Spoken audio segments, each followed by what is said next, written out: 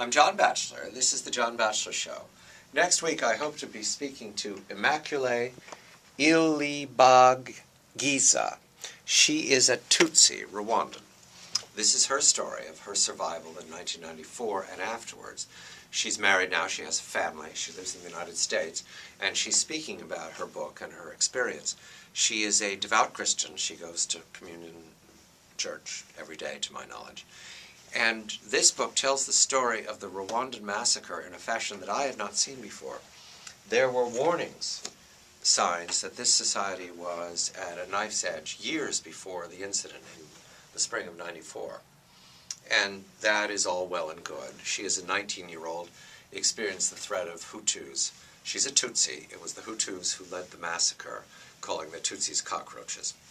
Now, these tribes live next door to each other, integrated in a fashion that it wasn't all Hutus killing Tutsis, and it wasn't all Hutus who were bad guys. There were many Hutus who were in the Tutsi Rising, who helped liberate the country.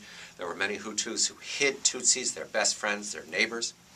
Her experience was that the people who knew her and her family came hunting. She calls them the killers.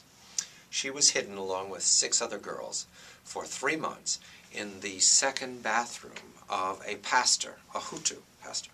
He hid them much like Anne Frank.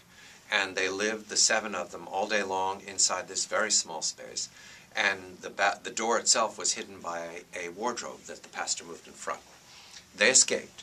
But in the interim, you learn that this fever, this genocide, this massacre that went on for months, was conducted by boys, in most instances young men, whipped up by their adults into fever of kill the cockroaches, with machetes, not with weapons. They didn't have pistols, they didn't have sidearms, they didn't have rifles.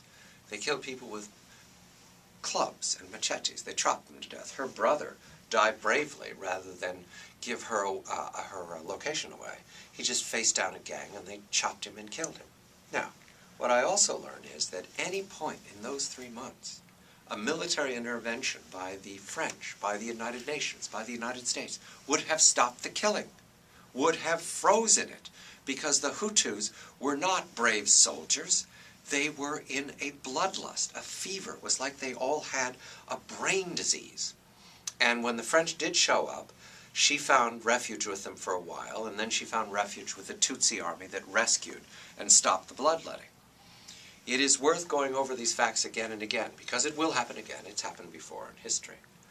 That it is never wrong to intervene. It is never wrong to send in the military or the police in some fashion to stop the killing here. Because my experience from reading this book, and her name is Immaculée Ilibagiza, and I will ask her about this, is that any intervention, not comprehensive, not sweep the country, not every town, but any place where the killing stops, it freezes the killers. It's like their brains clear.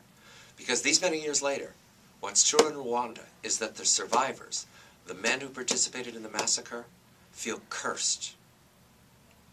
I'm John Batchelor. This is the John Batchelor Show. Good day.